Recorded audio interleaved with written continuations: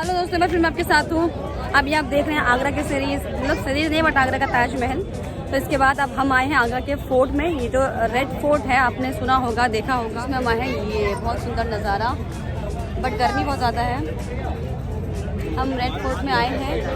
Actually मेरा plan था कि हम आगरा की मैं पूरी आपको सीरीज़ दिखाऊंगी, जिसमें अलग अलग जगह, मीना बाज़ार और कई जगह हैं घूमने की, वहाँ हम जाएंगे। बट क्योंकि थोड़ा थकान भी हो गया है और टाइम भी हो गया है, हमको 2 दिन का ही बस टाइम था, तो इसलिए हम बस जो कम कम चीज़ें कवर कर पाए, तो जितना मैं कवर कर पाई उतना आपको दिखा रही हूँ। बाकी यहाँ पर लगी है बहुत लंबी लाइन। यहाँ पर सबसे बड़ा खेला मैं आपको सबसे पहले बताऊँ क्या है। खेला ये है कि यहाँ पर जो है आपका कहीं भी ताजमहल हो, यहाँ पर ये रेड फोर्ट आने के लिए ऑनलाइन टिकट बुक करना पड़ता है। लेकिन ऑनलाइन सीन यहाँ पर है कि नेट चलता नहीं है, और वही ऑफलाइन यहाँ पर बुक किया जाता है, और वो होता है आपका 60 रुपये का। तो ये थोड़ा मुश्किल है मामला।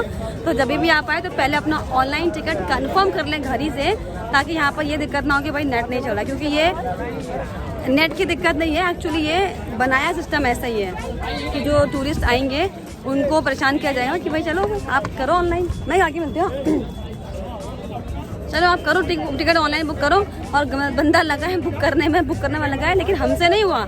लेकिन यहाँ पर जो गाइड हैं, आप सोचिए, उनसे तुरंत टिकट बुक हो जाता है। तो ये सब खेला चल रहा है भाई हर जगह। सो बी अवेयर और पहले से तैयारी करके आओ, टिकट बुक करके आओ। मतलब मुझे ये सीख मिली यहाँ पर आगे, क्योंकि एक जगह नहीं हर जगह ऐसी हुआ है। तो हम फिलहाल एंटर हो रहे हैं। टिकट हमने करा ही दिया है। किससे?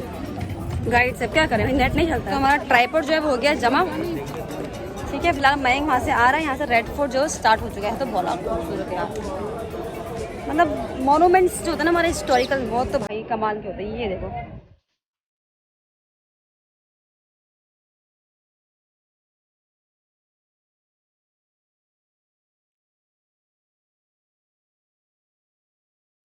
वाव वाव वाव वाव, कहेंगे अंदर को। तो दोस्तों यहाँ से अब ये सफ़र शुरू हो चुका है। और सबसे पहले मैं आपको बता दूं कि 400 साल पुराना ये किला है, जो कि आगरा में पहला किला रेड फोर्ट के रूप में जो है उसको जाना जाता है। और करीब 4 जो मुगल शासक थे, उन्होंने मिलकर 95 साल में ये पूरा किला बनाकर तैयार किया था। वो कैसे? क्योंकि अलग अलग जब उनका राज था, सल्तनत थी, तो अलग अलग राजाओं ने, यानी कि अकबर ने, शाहजहां ने, जहांगीर ने, और उसके बाद आखिर में औरंगजेब ने ये पूरे रेड फोर्ट को बनाने में अपना अपना योगदान कह सकते हैं दिया है। और ये इसकी खासियत है कि इसे लाल पत्थरों से बनाया गया है, और कई इसमें खासियत है, वो मैं आपको आगे चलते चलते वीडियो में बताते रहूँगी, तो आप जुड़े रहिए। और दोस्तों अब जो आपको ये रास्ता दिख रहा है, इसकी विशेषता क्या है वो मैं आपको बताऊं। ये जो डिज़ाइन आपको दिख रहे होंगे रास्ते में, ये किसी विशेष मकसद से बनाए गए। वो क्या? वो ये कि उस दौरान जब घोड़े और हाथी इनके यहाँ पर आते थे तो उन्हें चलने में दिक्कत ना हो, इसलिए इस तरीके का रास्ता बनाया गया है। और ये जो आपको दीवारें आसपास दिख रही है, इसका भी एक लॉजिक है। वो लॉजिक ये है कि बाहर से कोई भी लोग आए, फिर चाहे उनके घोड़े, हाथी आए, कोई भी आए, तो उनके आने की जो गूंज है वो पूरे महल में सुनाई दे, ताकि वो अलर्ट हो जाए कि कौन महल में एंटर कर रहा है। दूसरी बात ये कि इसको एक ढलान नुमा रास्ते की तरह इसलिए बना रखा है कि अगर बाहर से कोई भी आक्रमण करने के लिए आता है, तो ये जो ऊपर से रास्ता आप देख रहे हैं सीधे नीचे की ओर आ रहा है, वहां से पत्थर गिराकर उन पर हमला करने का काम यहाँ पर मुगल शासक की ओर से किया जाता है। तो अपनी सेफ्टी के लिए, मतलब कह सकते हैं कि इस तरीके का रास्ते को जो है मुगल शासकों ने डिजाइन किया हुआ है। सिर्फ 20% ही हमारा घूमने लायक होता है, 80% इंडियन आर्मी के पास है। अच्छा, उसमें कि हर एक, जैसे जिस टाइम पे अकबर रहते थे, उस टाइम पे वो अकबर का आर्मी रहती थी, यहाँ पर सेना रहती थी। उसके बाद फिर क्या हुआ था, फिर जब हमारे देश में ब्रिटिशर ने राज किया, तो यहाँ पे ब्रिटिश आर्मी रहती थी। अच्छा, फिर उसके बाद अभी जो अभी इंडियन गवर्नमेंट है, तो इंडियन आर्मी का पास रहता है इसका। अच्छा, जिसकी सल्तनत उसके ही नियम है। अब तो इंडियन गवर्नमेंट के ही पास है, तभी तो इंडियन आर्मी। अच्छा। और अब जो हम ये एंटर कर रहे हैं, ये है जहांगीरी महल, यानी कि जहांगीर का महल ये था, ये किला जो है। बाकी इसके अंदर का क्या इतिहास है, अंदर चल कर आपको बताते हैं।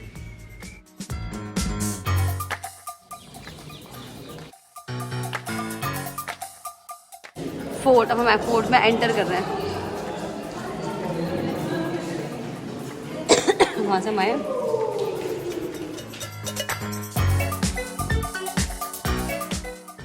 और अब आपको जो ये जगह दिख रही है ये था जहांगीर पैलेस, यानी कि जहांगीर का यहाँ पर महल हुआ करता था। और ये जो पूरा एरिया है यहाँ पर उनका बेडरूम, उनका डाइनिंग टेबल, उनके खाने पीने की व्यवस्था यहीं पर होती थी। और इस जगह पर ही उस दौरान रंगारंग कार्यक्रम होते थे जिन्हें हम मुजरा कह सकते हैं, क्योंकि उस दौरान एंटरटेनमेंट के लिए मुजरे का इस्तेमाल होता था, रंगारंग कार्यक्रम परफॉर्मेंस होती थी और यहीं से जहांगीर उसका लुत्फ उठाता था। और जो ऊपर खिड़की आपको दिख रही यहाँ से रानी उस कार्यक्रम का लुत्फ उठाती थी अपनी दासियों और सहयोगियों के साथ।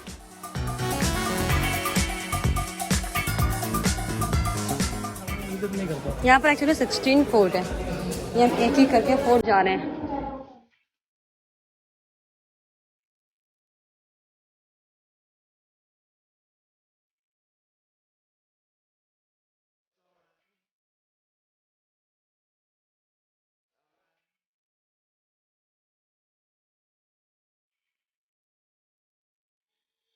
और अब ये बारी आ गई है हवा महल की, इसे कहते थे हवा महल। ये बहुत ही सुंदर ये नज़ारा आप ये देख रहे हैं। बेसिकली बहुत सारे फोर्ट हैं यहाँ पे। और ये जो आप जगह देख रहे हैं ये पानी की निकासी के लिए एक्चुअली बनाया गया था, कि जो भी पानी आता था यहाँ से यमुना किनारे जाता था ड्रेन होकर, तो ये ड्रेनिंग वाटर का सिस्टम यहाँ पर बनाया गया था। और यहाँ से आप ताजमहल अगर देखेंगे तो बहुत ही खूबसूरत ताजमहल यहाँ की खिड़की से दिखता था। यहाँ से दिख रहा है पूरा ताजमहल का व्यू। हम वहाँ गए थे पहले, हम वहाँ गए थे।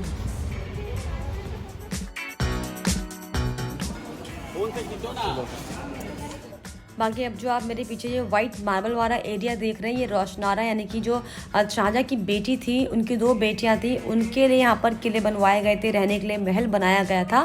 तो ये वही एरिया है जिसे वाइट मार्बल से बनाया गया है। और इसके नीचे भी जो हम आ रहे हैं ना, इसके नीचे भी कई मंजिला वो हैं, जो जेल खाने होते हैं ना, वहाँ पर जेल खाना है और रहने के लिए ऐसा कुछ किला टाइप फोर्ट टाइप बना हुए हैं। बाकी ये तो हमें ताजमहल, बाकी बहुत सुंदर है। यहाँ पर शाहजहाँ रहते थे। शाहजहाँ का ये इच्छा थी कि जब मैं मरूँगा तो जो मेरा दफन होगा वो ताजमहल होना चाहिए। इतनी बड़ी बड़ी ख्वाहिशें, इतनी बड़ी बड़ी ख्वाहिशें थी पहले के लोगों की, इतने बड़े बड़े महल में रहा करते थे। और हमारे प्रभु श्री राम एक छोटी सी कुटिया में जीवन काटते हैं। ये सब कलाकृति बड़े सुंदर है, वाह। बाकी सब प्राचीन की जो बनी हुई इमारतें हैं उसकी सुंदरता ही बची है और उनकी कहानियाँ, किस्से, जिसकी वजह से हमारे मोनूमेंट्स में आता है। ये वो स्थान है जहाँ मुगल बादशाह जहांगीर ने सन 1600 ईस्वी में न्याय की जंजीर स्थापित की थी। उसने अपनी आत्मकथा में लिखा है कि राज्याभिषेक के बाद पहला हुक्म जो उसने जारी किया वो था कि न्याय की जंजीर लगाई जाए, जिससे न्याय के प्रशासन में लगे हुए लोग यदि न्याय की प्रक्रिया में देर दुष्टता करते हैं तो पीड़ित व्यक्ति न्याय पाने के लिए यहाँ आकर इस जंजीर को हिला सकता है, जिससे उसकी आवाज़ से मेरा ध्यान आकर्षित हो जाए। ये जंजीर शुद्ध सोने की बनी थी, जिसकी लंबाई 80 थी, उसमें घंटियाँ लगी थी। मतलब ये जंजीर बेसिकली बनाई थी, जहांगीर की न्याय की जंजीर थी। यहाँ पे ये वो जगह है जहाँ पर शायद वो जंजीर को रखा जाता होगा। बहुत सुंदर है, लेकिन नज़ारा बहुत सुंदर है, बहुत ही प्यारा। आप जहाँ भी जाएं गुंबदों में खो जाएंगे, ऐसा नज़ारा है इसका, बहुत ही सुंदर। यहाँ पर भी फोर्ट, मतलब फोर्ट ही फोर्ट है यहाँ पे। आप एंडलेस जगह है, आप जाओते रहोगे, आप थक जाओगे, बट जगह यहाँ पे फोर्ट ख़त्म नहीं होगी।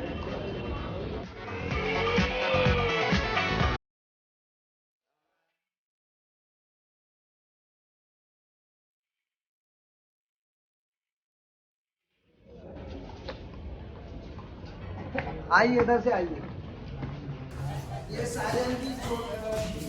ये क्या था? शीश महल। अच्छा, लॉक लगा हुआ है।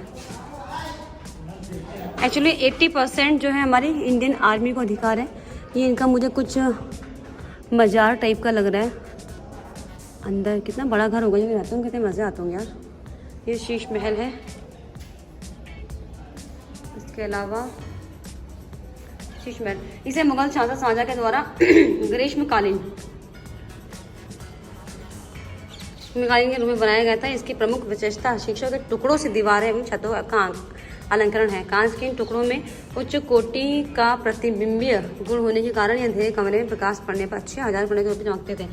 उच्च कोटि के इन शीशों को सीरिया के हलब नामक शहर से मंगाया जाता था और शाहजहां ने लाहौर एवं दिल्ली में भी शीश महल बनवाए थे। ये उन सभी में से सर्वोत्कृष्ट अच्छा ये शीश महल एक्चुअली।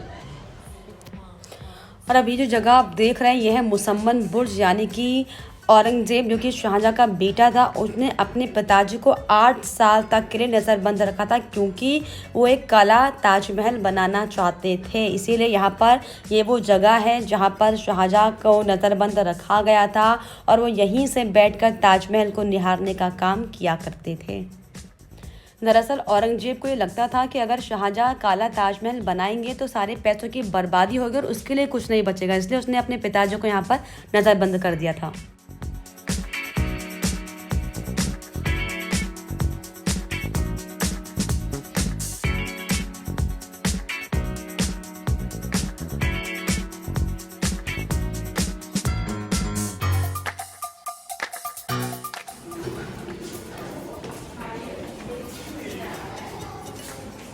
यह है मीना मस्जिद। ये छोटी सी श्वेत संगमरमर की मस्जिद मुगल सम्राट शाहजहां ने अपने व्यक्तिगत उपयोग के लिए बनवाई थी। इसके प्रार्थना कक्ष में 3 मेहराब हैं और उसके सामने खुला आंगन है। इसमें कोई अलंकरण नहीं है, ये बिल्कुल सादी है। ऊंची ऊंची दीवारों से घिरी है और ऐसा माने कि मुसम्मन बुर्ज शाहबुर्ज में अपने बंदी जीवन यानी कि जब शाहजहां को नज़रबंद किया गया था तो इसी मीना मस्जिद में जो शाहजहां है वो नमाज पढ़ते थे। तो ये मीना मस्जिद जो है वो शाहजहां के लिए बनाई गई थी।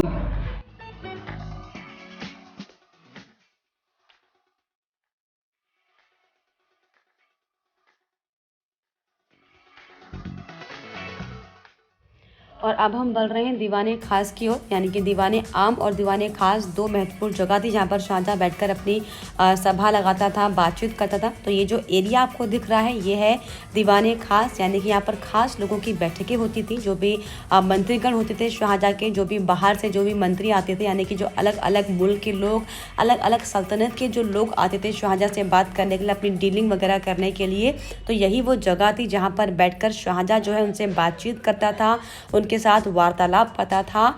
और ये पूरा एरिया है दीवाने खास, यानी कि खास लोगों के साथ बैठकर शाहजहां जो है अपनी बातचीत करता था। और ये जो जगह आपको दिख रही है यहाँ पर ही उनकी कैबिनेट मीटिंग होती थी और यहाँ पर वो खुद बैठा करते थे, यहाँ पर उनके मंत्री बैठते थे और यहाँ पर बैठकर वो अपनी तमाम जो भी रणनीति होती थी वो बनाने का काम करते थे।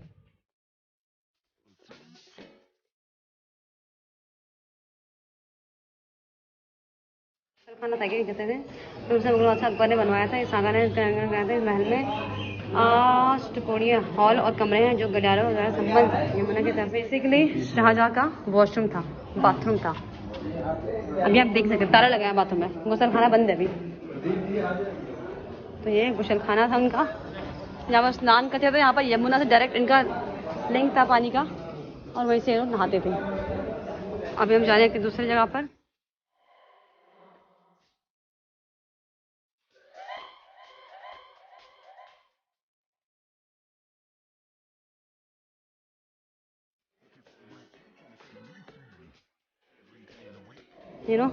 शाहजहां की बालकनी। ये आपका नगीना मस्जिद है, ये निजी मस्जिद है जिसे मुगल सम्राट शाहजहां ने श्वेत संगमरमर से अच्छा मस्जिद बनी है।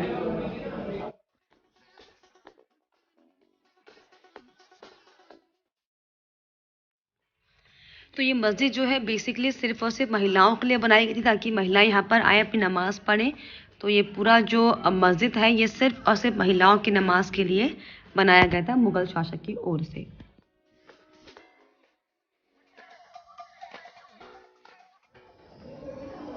हम जाए दीवाने आम में, वो तो दीवाने खास थी, अभी दीवाने आम का मामला जो हम बाहर आ चुके हैं। और अब जो ये पूरा एरिया आपको दिख रहा है ये है दीवाने आम, यानी कि जो आम पब्लिक थी, जो आम सभा थी, उनकी बातों को यहाँ से बैठकर सुना जाता था। यहाँ पर राजा के वकील बैठते थे और इसके ठीक ऊपर यहाँ पर जो है शाहजहाँ बैठता था। यहाँ के जो मुगल शासक थे, राजा थे, उस दौरान वो बैठते थे और यहीं से जनता की बातों को सुनते थे और उनका निराकरण यानी कि समस्याओं का समाधान करने का काम यहीं से होता था। तो ये पूरा जो एरिया आपको हॉल टाइप का दिख रहा है ये है पूरा दीवाने आम। ये है पूरा फोर्ट, बहुत ही खूबसूरत, बहुत ही खूबसूरत।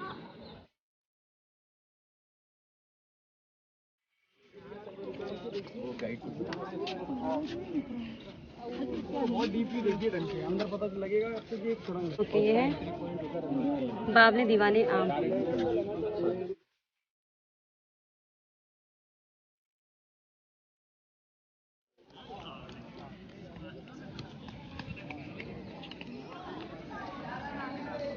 कहने को हुस्न बहार है। और अब हम फोर्ट एंड की ओर बढ़ते हुए, फोर्ट लगभग एंड हो चुका ना मैंक, और अब फाइनली हम वहाँ से गए यहाँ जा रहे हैं। ओके, तो ये हो गया हमारा ट्रिप एंड। यहाँ से हम गए थे, हमने पूरा किला घूम के हम यहाँ से एग्जिट होके बाहर आ गए। सो ये था पूरा फोर्ट का बढ़िया व्यू एंड स्टोरी एंड कहानी एंड इतिहास। और अब हम जा रहे हैं वापस घर की ओर।